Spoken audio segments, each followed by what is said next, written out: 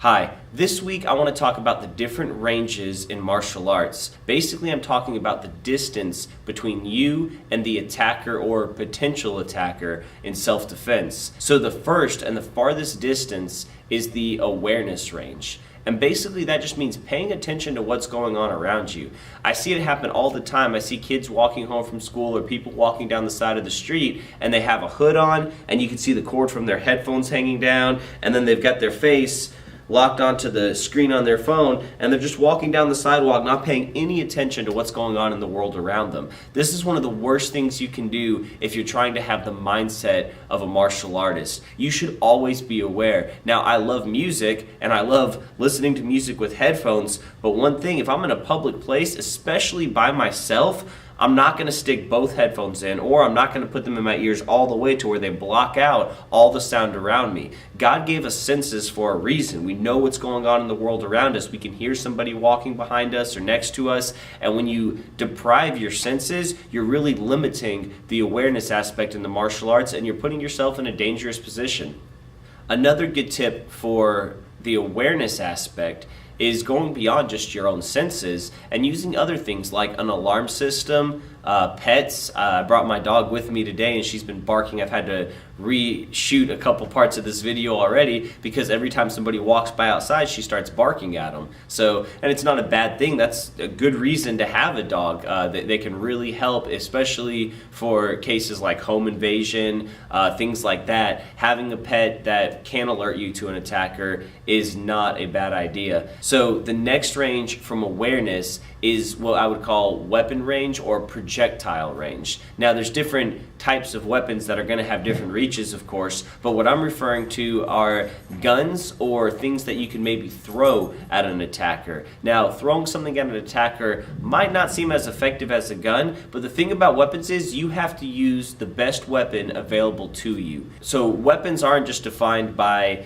objects that were created to inflict harm on somebody, but it's any object that you can use to protect yourself. So a gun is obviously a great weapon for self-defense, and it really has the upper hand in a lot of cases, but you might not have a gun available to you, or you might be in a situation where you're not able to carry your gun with you. So understanding how to use what's at your disposal is super important to stop somebody before they get into a more dangerous range. Now understand, when we're discussing these ranges, our objective here is to keep as much distance between ourselves and the attacker as possible. If you're walking out of a store and you've got a bag of groceries in your hand, those groceries can become the tool that you need to protect yourself from the attacker. For example, if they start to approach you aggressively and you know you're in a dangerous situation, throwing the groceries at the attacker and then turning and running the other way is not a bad option. So if the attacker makes it past the projectile range, the next range, and this once again is maybe not an option for what you have available to you, but is what I would call club range or stick range. So we're still dealing with weapons here, but basically the idea is this.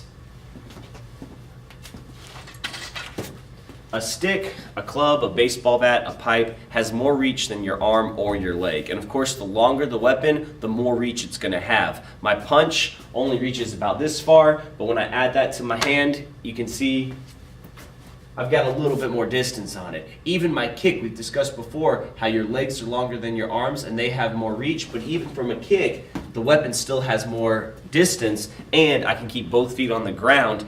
Plus, I don't have to worry about striking my own anatomy, my hand or my foot, into a target because I have a nice hard end I can hit them with. Now, obviously, we can't always walk around with weapons on us, but this is a pretty versatile weapon, and what I mean by that is we can use a lot of different things with the same concept that we would use for this. It's a good idea to have different options to protect yourself with. So, the next range beyond the club attack or the stick is going to be your kicks. We've discussed front kicks before, and honestly, I think a front kick is the best option for self-defense. The farthest range that a front kick is going to reach is straight out from the hip, but I recommend keeping your kicks low for self-defense. If you throw your leg way up in the air, you're putting yourself at a risk of falling over or getting taken off balance, and that could put you in an even worse situation. So beyond the kicking range, and it's kind of in the same category of the striking range, are your punches. Okay, so the arm doesn't reach as long as the leg, the hand doesn't reach as far as the foot, but it would be the next range in. If somebody's trying to advance in on you, you want to try to keep them from getting into that next range by using the proper strike. So we've discussed some basic hand strikes before in another video, so you can check that link out, the basic hand techniques part 1, and I'll get into more detail with those in future videos as well.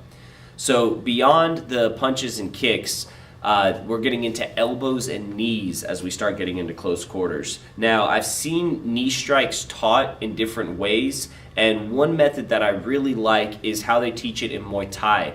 In Muay Thai, the idea is that the knee is going to reach just as far as the fist. And if you're doing the forward knee strike properly, this is true, and it gives you more options from the same range. So basically, the forward knee strike would be simply just taking either leg and thrusting forward into the attacker. So you can see my punch reaches about that far. There's my front punch, turning the hip into it. My reverse punch or my cross, turning the hip into it. And my reverse leg knee strike has about the same reach on it. Maybe not perfect, but it's close enough to where I know if somebody's coming in, stepping into that distance, I have more options. It gives me more things that I can do.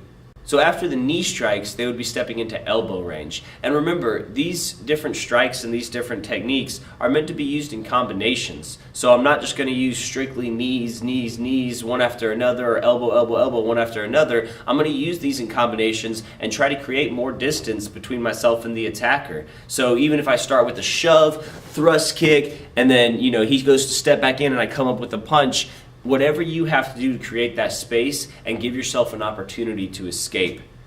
So the next range beyond elbow strikes is going to be your grappling range or your clinch range. So if somebody gets in really close and they're holding on to you. Now for competition, this may be something that you want to happen. Maybe you have better ground game, you're better at submissions, tapping people out, and so they're actually helping you by doing this. For self-defense, this is something that we want to avoid at all costs. If you're a child or you're sharing this information with your children, they do not want to get into a grappling match, especially with an adult. Obviously, this could put them in a very bad position. So for the kids, we like to teach them how to escape grabs. We discussed this in the last video, just working from an arm grab or a wrist grab, how to pull away toward the weak part of the attacker's hand. Very important information. If you haven't watched that video, please check it out. For adults, it's still very relevant, very important that we stay out of the grappling range or out of the clinch range. So one reason to avoid a clinch is because you don't know what that attacker might try to pull. And by that I mean, what if they pull a knife out of their pocket? Now, a blade doesn't offer much farther reach than a hand would just punching or striking, but it does deal a lot more damage, potentially even lethal damage. So it's obviously something that we want to avoid. And when you're tangled up with somebody trying to grapple and pull them in and hug them close, you can't always see what happens and you can't always control what happens from that position. So this is a range that we want to avoid. We want to keep it more for self-defense. We want to keep it more in the striking game. And like I said, keep the farthest distance between you and the opponent as possible.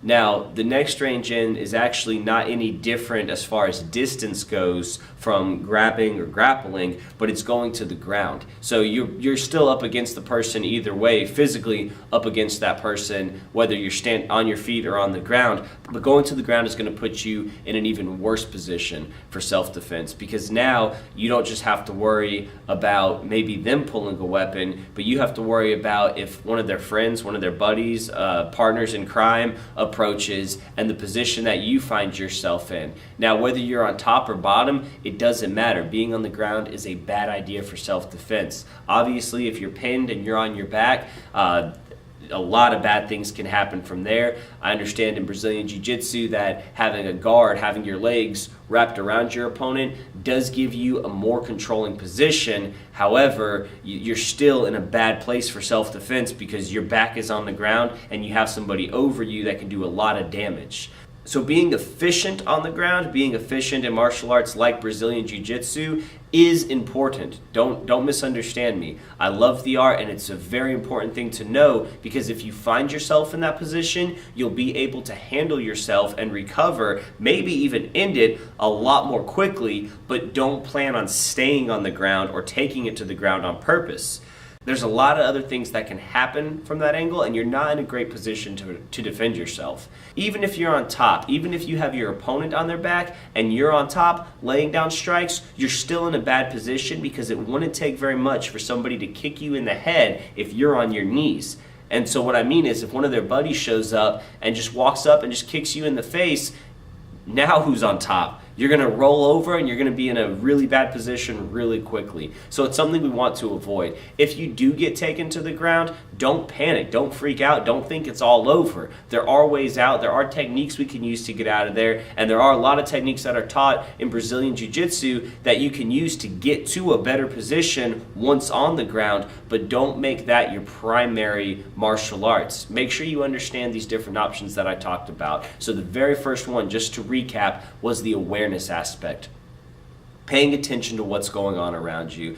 If you can stop the attack there, then you don't have to worry about anything else. Unfortunately, you might not always have that option, because you might get blindsided. So understanding these other ranges is also super important. The projectile range. So remember, including guns, things you can throw, keys, handful of change that you can throw at the attacker's face, bag of groceries, even your wallet. It's not worth dying over if somebody's holding a gun to you. Going beyond weapon range, we have the club range, reaching out with a stick. We have our kicks, punches and knees, elbows, and then of course close quarters and ground game. So hopefully you can stick with the awareness aspect, know what's going on around you. If that's the only thing you take from this video, that's the most important part of it. Pay attention to what's going on. Don't walk around looking at the ground with your hands in your pockets and earphones in your ears. Know what's going on around you. Be in the world around you, and you will find it is a much safer place to be in if you can do that. So